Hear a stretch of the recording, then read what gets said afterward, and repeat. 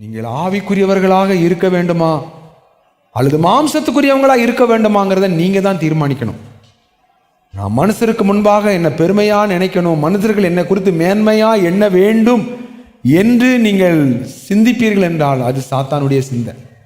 நீங்கள் அமிதமாக சிந்தித்து நீங்கள் அப்படிப்பட்ட ஒரு அலங்காரத்துக்கு உங்களுடைய இருதயத்தை நீங்கள் விற்று போடுவீர்கள் என்றால் சாத்தான் அவனுடைய சிந்தனையினால உங்களை தோற்கடிச்சிட்டான். இங்கே நான் வாசிக்கிறோம், வீணான சிந்தை. புறஜாதிகள் தங்களுடைய வீணான சிந்தையிலே தோற்றத்தை குறித்து மற்றவர்கள் பெருமையாய் நினைக்க வேண்டும் என்கின்ற ஒரு கர்வத்தோடு கூட அவர்கள் தங்களை அலங்கரிக்கிறார்கள். வீணான சிந்தை. ஒரு கர்த்தருடைய பிள்ளை சிலுவையின் பாதையில போகிறதுல கவனமா இருக்கணும். இங்க நான் வாசிக்கிறோம், கர்த்தருக்கு முன்பாக நம்ம நீதிமான்களாக காட்டுவதற்கு தான் நம்ம வாஞ்சிக்கணும். ஆண்டவருடைய அங்கீகாரத்தை பெறணும். ஆண்டவருடைய விருப்பத்துக்கு ஏற்ற ஒரு மனவாட்டியாக நாம் நம்முடைய அலங்காரத்தை நம்ம செய்யணும். இங்கே நான் வாசிக்கிறோம், தேவனோ உங்கள் இருதயங்களை அறிந்திருக்கிறார். எந்த நோக்கத்தோட நம்ம சிந்திக்கிறோம், எந்த நோக்கத்தோட நம்ம செயல்படுகிறோம், நம்ம அலங்கரிக்கிறோம், மற்றவங்களுக்கு முன்பாக நம்மளை ஃபோக்கஸ் பண்ணுறதுக்கு நம்ம எவ்வளோ முக்கியத்துவம் கொடுக்குறோங்கிறத பார்க்குறோம். இன்னைக்கு வாட்ஸ்அப் எடுத்துக்கிட்டிங்கன்னா எல்லாருமே இன்னைக்கு என்ன ஸ்டேட்டஸ் வைக்கிறாங்க.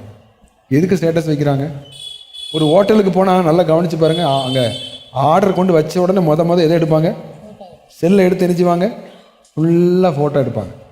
எதுக்கு? இன்றைக்கி நான் இந்த ஹோட்டலுக்கு போனேன், இந்த டிஷ்ஷெல்லாம் இன்றைக்கி நாங்கள் சார் தங்களை ஃபோக்கஸ் பண்ணுறது தான் இன்றைக்கி இந்த உலகத்தினுடைய. அதுக்கு ஏதுவாக எல்லா தளங்களையும் இன்றைக்கி சாத்தான் ஏற்படுத்தி வச்சுருக்கிறோம்.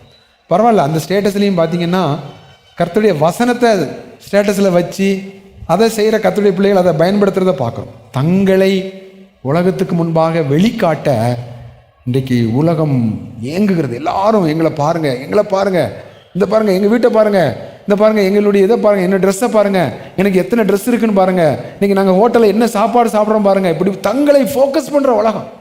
மனுஷர்களுக்கு முன்பாக நீங்கள் உங்களை பெரிய ஆளாக காட்ட விரும்புகிறீர்களா? நான் மிகப்பெரிய சத்துருடைய தாக்குதலில் இருக்கிறோம். நம்முடைய சிந்தனையில் சத்துரு தாக்குறான். என்ன வாசிக்கிறோம்? மனுஷருக்கு முன்பாக நீங்கள் மேன்மையாக எண்ணப்பட வேண்டும் என்று நீங்கள் விரும்புவீர்கள் என்றால் தேவனுக்கு முன்பாக அருவருப்பாய் போய்விடுவீர்கள் என்று நாம் வாசிக்கிறோம்.